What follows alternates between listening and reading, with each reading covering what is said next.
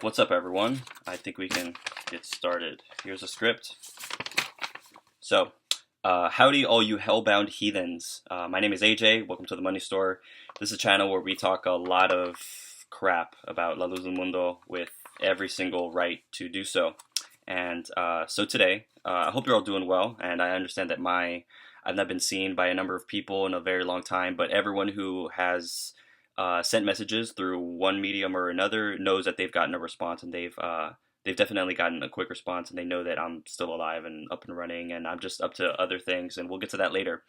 But yeah, I hope you're all well. I'm doing fine, and the me not uploading was sort of the on purpose, and then also me just having to deal with a number of things that I wanted to chew on in terms of just where this channel was headed and the sort of content that we want to be putting out there in the world. And yeah, I don't want this video to be very long. I've done previous recordings of this, and it's like shot up to like 30 minutes. Let's try not to do that. We're already at a minute. So let's get going. So in this video, I want to give just a quick sort of rundown of the developments of the past month, and then I want to dive into some words of reflection and words of encouragement in regards to the situation we all find ourselves in. And so I say, yeah, we get started. Before that, at the risk of sounding like a robot, please be sure to like, comment, subscribe.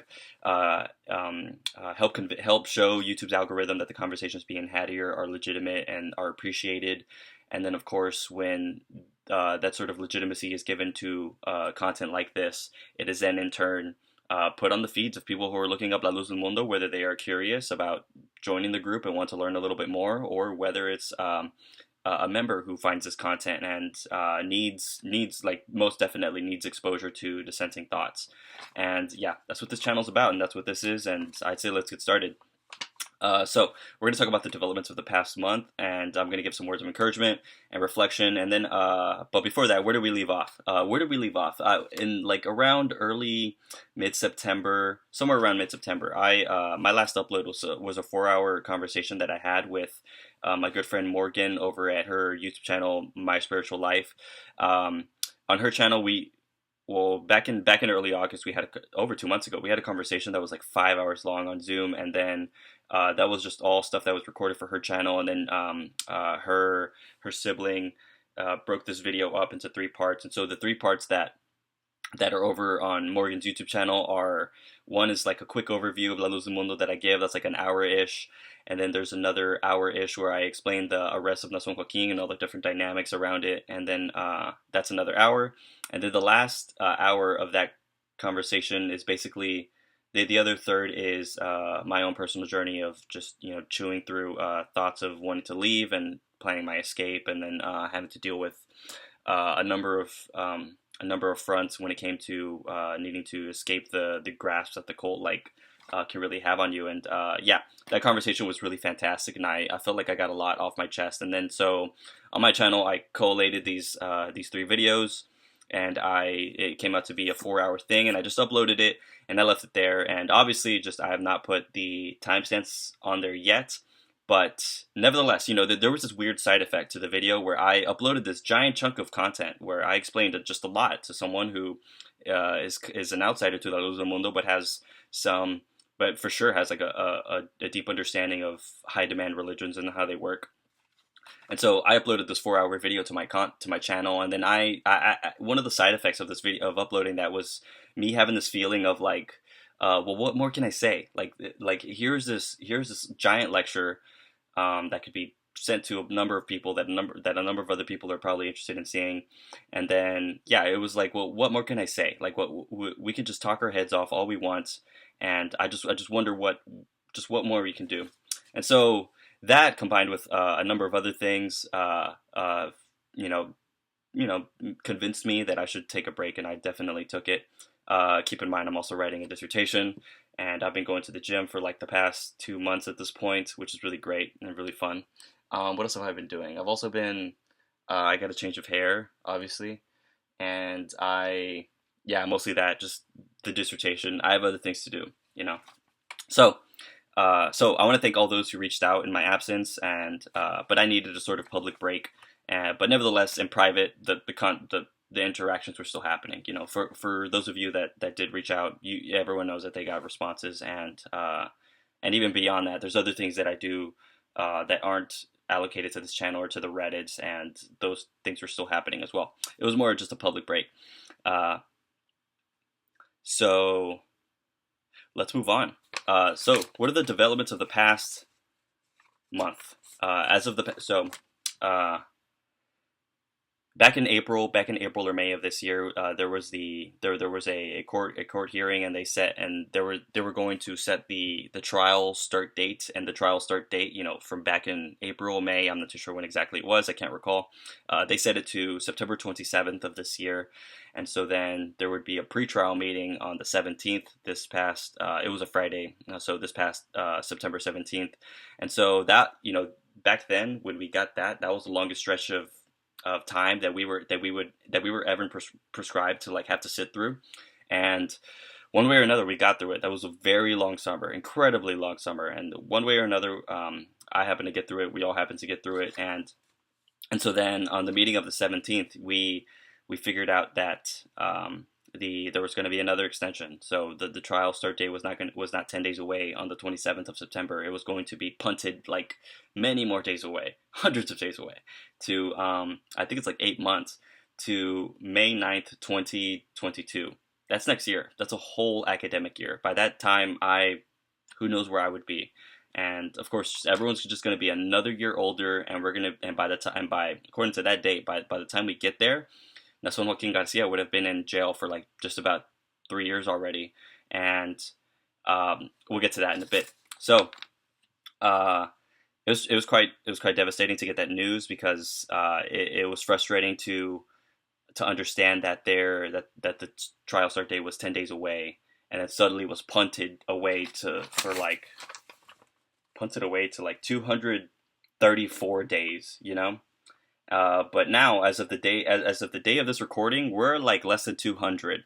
So, you know, this goes without saying, but just the past month has gone by, and one way or another, we just inch closer and closer towards this thing, and we'll get there one way or another. And that's kind of what this sort of thing is about. The most tragic thing, actually, of this extension, of this punting, is that of this continuation of judicial purgatory, is that the Jane Does and John Does will have to continue to live under police protection, and have to continue just biding their times and biting their tongues to keep quiet in order to keep this case intact.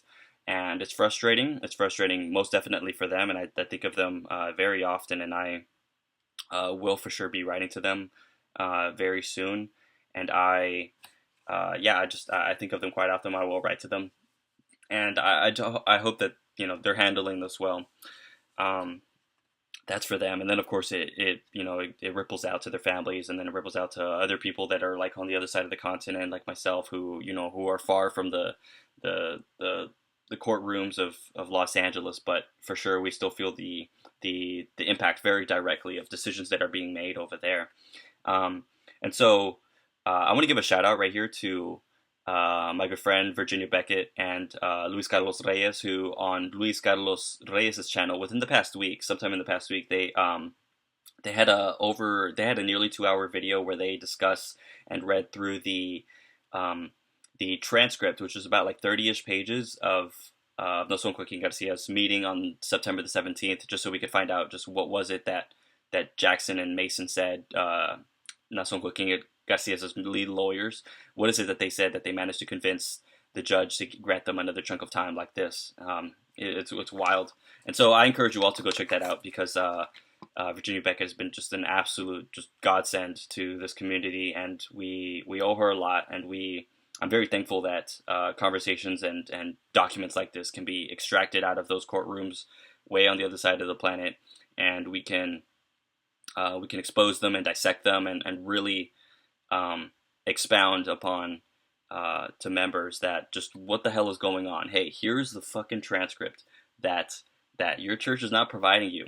Mind you, that you are flipping the bill for these lawyers one way or another, but somehow the organization that you just put so much trust in is just very obviously not being transparent with you. So Uh, so I encourage you all to go check that out, to go check out that video, and to check out other sort of content that is being circulated around. That's being circulated around. Actually, let's continue with the shoutouts. Another shoutout that we can give is to there's a new podcast that I heard. It only has one episode. I found it on Spotify. It was Salí de una secta. I don't recall the two women's names. There probably were 2 or 3 women. I'm not too sure, but definitely check them out. They just fantastic content. Another sort of podcast that was sort of women led that is not so active anymore is Hablando lo Prohibido. They have their videos on YouTube. I'm not too sure if they have it on other platforms, but for sure on YouTube. And I encourage you all to check that out, because those were a handful of conversations that were really enlightening in terms of just the experiences that an everyday member goes through when it comes to La Luz Del Mundo, and when it comes to maybe different parts of the country and at certain particular ages. But yeah, so I want to go back to the Salí de una secta podcast, and I want to give one of the points that was just really particular, just poignant for me, was that one of the hosts made this point that people who grew up around Samuel when Samuel was the apostle, have this understanding of the paternal figure of Samuel, and Samuel was never, unless you were like around for the 1997 incident. Samuel managed to, just be this very clean figure that was just sort of intact in some ways, in very sharp contrast to Nason Joaquin Garcia. And so the point that the host was making was that, can you imagine the sort of the mindset that is being given to little children right now who, maybe at some point have some memories of Samuel, but the present dude right now, and present until his death, is going to be Nason Joaquin Garcia. And because because they're having they had to convert from Samuel and into Nason, or maybe they didn't, but it doesn't matter. The point is that, like, right now, when Nason is the one who is absolute, like, front and center to this whole religious organization, it's kind of, the members have to deal with the junk of him being in jail and, like, all this mental gymnastics that goes around it. It's one thing to go through that as an adult, someone like me and someone like other ex-members, and maybe perhaps you, the viewer, but then it's another thing for, like, a young kid who doesn't have access to our content, but is being fed a particular narrative about this one figure in their lives that they have a picture of up on the wall in their bedrooms, or maybe in their living rooms, for sure. Really weird. But yeah, it's wonderful content out there. Please go check that out. So let's get back on track. Another thing that I want to give a shout out to is this report that came out from Isaías Alvarado sometime after the meeting of the 17th of September. And it was basically an estimation that he sat down with some sort of professional, and he tried to get an estimation of just how much has Nason Joaquin Garcia's defense team been given out of the war chest. And the estimate, is around $3 million at this point, and keep in mind that Nason Joaquin Garcia has, like, changed his defense teams. Back then, in the early 2-3 months, it was Kenneth Rosenfeld and Alan Sawyer, and there's a lot to say about them. But the point is that, at some point, these people are taken off the defense team, and a whole new defense team comes into play, and that's just a lot of money and a lot of cycling that has to happen when it comes to this case of a very particular nature. And I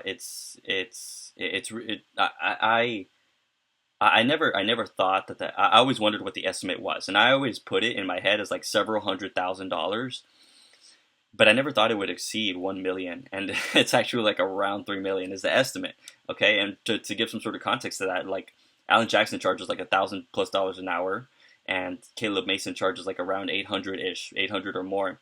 And so keep in mind, in that one meeting when Alan Jackson and Caleb Mason go to the courtroom on September 17th, let's just say their whole meeting takes like 3 hours. Let's just say, just driving there and then getting ready, and I don't know, who cares? The point is that, like, even if if this transcript is like 30 pages and he's just there for like an hour, let's say, that's just so much money that is being shoveled out of the pockets of everyday members and being shoveled into the pockets of these lawyers. It's wild. It's wild. It's really wild to contemplate, and I want to remind people that yeah, sure, we have this $3 million figure now that we can think about and chew on, with this understanding that the dude has been in jail litigating for 2.5 years. It's another thing to think about, just to contemplate and recognize that yes, the Joaquin family, Nason himself, whoever else is up there handle in these meetings with these in the offices of these fancy lawyers, these people are more than willing to dump another $3 million on you. And this sort of judicial purgatory that we all find ourselves in is very much their doing. Again, it's so very clear that these people can stop paying for this bullshit and stop bullshitting time and stop, all these things just to like meet their fucking destiny. But no, we are, this is a judicial purgatory for us because they are deciding to put us through it. Make absolute no mistake about it. Like, literally make no mistake about it. And so this is a war of attrition. It needs to be called that. It can't be called anything else. This is a war of attrition. Nason Joaquin Garcia, from his beautiful cell where angels are singing to him and he's converting prisoners and whatever other bullshit. The man is fighting a war of attrition. He's trying to wear you down. People who are on the fence about getting out, people who are mentally out and haven't gotten physically out, people who are mentally out and think they have some sort of fighting chance with speaking their family out. He's fighting a war of attrition against you. He is demanding that all these members who tried to be lights in the world, he's trying to keep them in the dark, information wise. And this is all very much of their own doing.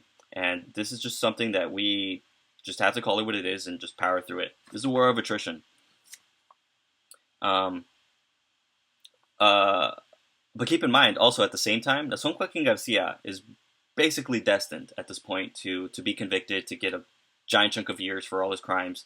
And, he's in jail right now. But keep in mind, at the time he's serving right now, so let's say 2.5 years, whatever time he's going to be sentenced later, let's say in like a year and a half or something, he's already serving that time. These past 2.5 years, let's just say he gets 100 years, whenever he's convicted, whenever he's sentenced. Let's just say he gets 100 years. He's already served 2.5 years of his time, so really it'd be like 97.5. I bring that up because I want you to keep that in mind and understand whose clock you're working on. When I got the news of the 17th at around like midday, I just felt like absolutely jaded, just jaded and worn down and frustrated. And it dawned on me that I would have to live in judicial purgatory for another chunk of months, and that I would have to go through, I and so many other people would have to go through another set of winter holidays without seeing their families, or, would have to continue going through this period of silence with their families or shunning or whatever it is. Because, some of us, do put hope that the conviction will change people's minds. I'm hopeful, and like, no matter what, we still have to do what we have to do. And so just keep that in mind. Whose clock are you running on? Whose clock are you running on? And don't let this war of attrition wear you down hour by hour, every day for the next 200 whatever days, more than it needs to. It's totally fine that it wears you down. That happens. Absolutely, you're nuts if this doesn't wear you down. But I encourage you all to just continue, just keep balling, just keep the chin up, or keep your head down, whatever you're up to. Just keep working, just keep pushing forward. And this is a $3 million war chest, mind you, that is there and that they are okay digging out of, in order to get the lawyers to argue incredibly stupid things in the courtroom. And then also to like just squander everyone's time. And like, yes, think of these $3 million, but also think of like but also think of just other payments that have to happen for around the upkeep or the housekeeping around these stupid charges that Nason Joaquin Garcia has been charged on. Think about all the redecorations of the churches that happened in spring 2020 and how much money that probably cost. Think of the Inocente monument that's outside of in the Hermosa Provincia that's been moved around here and there. Last time I heard of it was like sometime over the summer, and it was out in front of Aaron Joaquin's burial site. And so, that takes construction to do. Think of all the PR that people have had to do. Think of all the times that the Joaquin family has had to fly out to Los Angeles, or where they fly out to wherever other freaking place, or where they fly the lawyers and Caleb Mason over down to Guadalajara. I think they did this like a month or two ago. Keep that in mind. They're willing to spend. We know about the $3 million, and they're spending it on stupid things, stupid arguments from these lawyers that are really just about biding time. That is really just about buying time, and then making everyone sit through judicial purgatory, and intimidating victims into not speaking, and intimidating other people that have not come forward yet, other survivors. And just keep in mind that there's other money that's being spent, and they are more than willing to spend another $3 million with stupid arguments, and they are more than willing to spend so much more money on other things. And then also keep in mind that these people, that the Joaquin family has stupid amounts of like real estate across the country, incredibly stupid. I have absolutely no idea how members justify this to themselves. It's ridiculous. Isaias Alvarado has a report on the real estate of Nason Joaquin Garcia. This came out in like 2020 or late 2019. I'm not too sure, but it's a thing. Go look for it if you want. If you really can't find it, send me a message. I will look for it for you and give it to you. We're at 20 minutes. Let's keep going. So ask yourself whose clock whose clock you're running on. Keep in mind about all these stupid arguments that they're willing to pay for, and keep in mind that they are more than willing to spend other kinds of money and sell off a whole bunch of real estate in order to pay for this shit off. So make no mistake that we are being forced to sit through Judicial Purgatory by Nason Joaquin Garcia. We're just waiting. We're just in purgatory, and we're just frozen, waiting for this trial to start. And of course, the man is going to spend as much money as he possibly can and wants in order to weasel out of this thing in a very indecent and just cowardly way. Like he's a slithering, conniving snake of a person. Just horrible. This judicial purgatory is the doing of Nason Joaquin Garcia, the Joaquins, and all the other higher ups, whoever has to do all these, pandering and sort of like public relations, like damage control, like all that stuff. It's terrible. The elevation of Adoraim, that's no mistake, and that costs money to some extent. I'm not too sure how, but either way, like that actions like that happen in conjunction with other things that money is doing in this situation. Cool.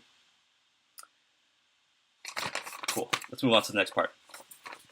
So, judicial purgatory, indeed it is, but power through, go hard, keep going, don't go home, stay firm in this, because it is a war of attrition, and you know damn well that man is not taking advantage of his time in the way he would want to while he's there locked up in Los Angeles Men's Central Jail. You know that man is not out in the yard lifting weights and doing bench presses and so on. And so, like, really ask yourself, just whose time are you running on? What decisions can you make right now to start preparing for when you reach the other side of this thing? Here's one example. I felt like dyeing my hair. Bleaching my hair. And I'm going to dye it soon. At one point last month, we were 10 days away, and then we were back up to 234. But now, as of the day of this recording and upload, we're like at less than 200-ish days. And, just slowly but surely, we have to take it day by day. Again, Nason Joaquin Garcia is already serving his time. These roadblocks that he's putting in for us, these extensions and so on, they're just confirming that he's just a conniving, slithering, and absolutely unhonorable person. This is the man who is not handling this well. We know this, and just at every turn, it proves itself in this way. But keep in mind that this is a war of attrition, not just against us, ex-members, questioning members, the prosecutors. This is not just a war of attrition and judicial purgatory for us. This is also the same thing for church members. The church members know that phrases like "pronto saldrá" have lost their power and their sway. They know that living in the dark, information-wise, is feeling less and less conducive to them being light in the world.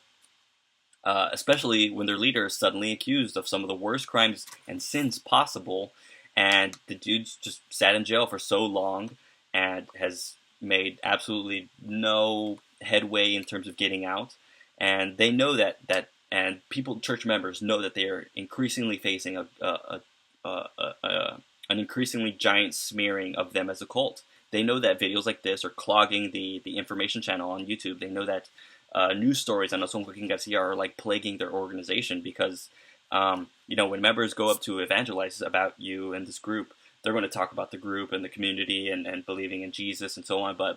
And it's only really later that they do the bait and switch, and then later do they actually tell you, oh, well, it's because it's Asongo King Garcia, and he's the dude who's at the absolute center of this stupid organization founded on like incredibly dumb thoughts about his magic powers and his supposed ability to like raise the dead and his supposed ability to cure people with diseases like at the snap of a finger because God is like behind him.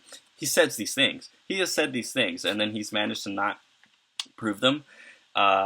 But people know that it's wearing down on them.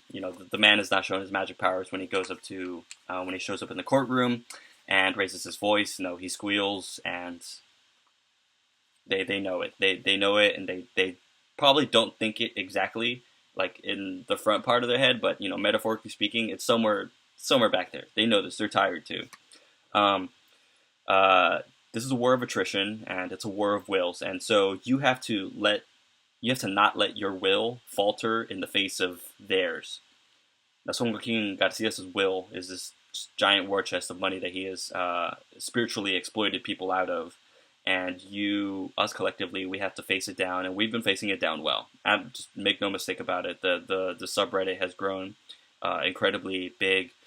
We are gaining more attention from big news outlets out in Mexico. We are sustaining like interest here in the United States when it comes to English news outlets and documentary filmmakers, etc. And then, of course, like here on YouTube, there are people that are tuning in that are not part of La Luz Del Mundo at all, and we're probably part of other religious groups, high-demand religious groups, and here in this instance, they want to learn more. They want to learn more. And so, back to the members and, them, being worn down to some extent, too. They know that they're flipping the bill one way or another for this stuff. So, keep in mind that members are so adamant about staying in this thing and not speaking to their children who have dissented, who have left, and are just so bogged down in this black and white thinking, and are so bogged down in this holier than thou mindset, and are so bogged down in this contentment with obscurantism from the church, from the higher ups. They do all these things. They're into all these things because, and this is what I'm going to end on, because they view their own honorability, their own innocence, their own faith and spiritual fulfillment, etc., etc. In Nasongo King Garcia. We know this, right? They find it all embodied in him. They've surrendered it to him. He holds it. They've allocated it. They've pushed it out of themselves and pushed it onto him, and this explains their behavior. And so. Keep this in mind, because then that explains our behavior, because we have not allocated. We've reclaimed that from him. We've taken that from him. If at some point he owned it, it's back in our hands, and we've learned to start living our lives in a much better and more honorable and non-bullshit way, right? Than in this. And so here's the thing I'm going to end on. This is a statement that no one can disagree with, and if you do, I don't know, go away. Everyone, just absolutely everyone. There's going to be another side to this whole ordeal, and it's been going on for like 2.5 years at this point. There's another side to this ordeal, and everyone, no matter who, Nasongo King Garcia, his family, Adoraim, Susana Oaxaca, Alondra Ocampo, Azalea Rangel Melendez, Jane Does 1 through 5, John Does 1 and 2. And myself, and this person, and just whoever else, everyone, when they get to the other side of this thing, everyone wants, no matter who you are, everyone is vying to have their own honorability, dignity, innocence intact. And we just remind members of this, just constantly remind members of this, that they are embodied, that they are pushing, they are allocating, they are outsourcing so much of what is special to them that should be, housed within them and not, surrendered to other people. They're taking that and they are putting it in Nason Joaquin Garcia. And we just have to keep beating the drum of reminding people that, hey, what you're doing explains your behavior and actually is not conducive to helping you be informed in this situation and recognize that what is happening is that this dude and his family have been lying to you and your family for generations, through stupid means. Like the people can be reasoned out of this, and people were never reasoned into it. But both things can be true at the same time, and it's just a matter of like reaching that first one where you remind people that, hey, you still very much should be in possession of your reason and reason yourself out of this thing, and recognize that you've been caught in a cult of personality, a religious cult, just like thousands of other people in so many other situations have found themselves in. And they've gone through their own debacles similar to this, and we're going through ours, and people have to recognize that the world is just much larger, and they are more fragile not that they're more fragile, but they are more suggestive and prone to falling into the stuff than we'd like to think we are. The sort of universal story, the sort of spiritual story that Nason Joaquin Garcia sells people is a very easy and lazy one. Mind you, it's a high demand religion, and it requires these sorts of behaviors and a certain lifestyle and a certain look and attire and so on and whatever. But when it comes to the actual like substance of what he's selling you, telling you that he has magic powers and that he speaks to God directly, and he wakes up at 5 a.m. every single day to pray for all of us, and that he travels all the time to whatever, and again, and that he can raise the dead, and that he can divert hurricanes, and that he has a direct line to God and Jesus. All that is just very easy answers to these big questions that human beings have, and slapping a stupid Inocente sticker on your car, on your phone, defending the man on Twitter, being content with living in the dark, that is not conducive to you being a fulfilled and respectful person. And hey man, you just gotta take it out of his hands. You just have to take your dignity back out of his hands and stop shoveling money out of your pocket into their pocket. And because it trickles down over to the lawyers, and those people, they know this man. They know this man. They know the situation better than anybody else. Mind you, they're bullshitting in the room and so on, but they're being paid to do that. They're being paid to do that, but they're also being paid to know everything. And guess what? Those people don't fucking believe in Nason Joaquin Garcia. These, Caleb Mason, Alan Jackson. These are folks who know everything, have seen the evidence, are just there because the money's there. And if anything, they should be a sort of like litmus test in this whole situation. They've not converted at all. They know the man, and the man's not showing his magic powers to them anywhere. But yeah, I have to go. I am incredibly tired. I went to the gym today, and I have a very long day, and then I have a very long week ahead of me. And let's just wrap this up really fast. This basically lasted as long as the previous recording, but that's fine.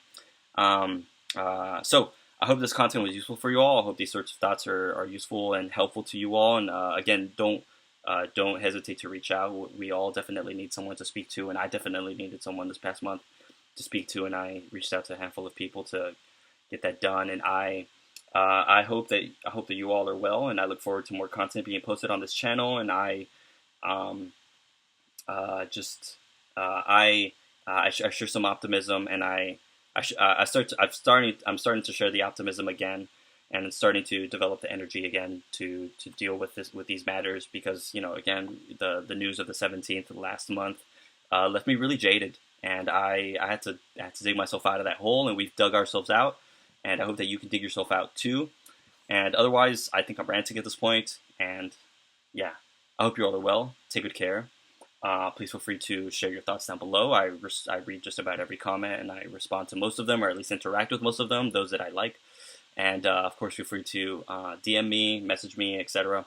And I look forward to next time we get to see each other. Take good care, everyone.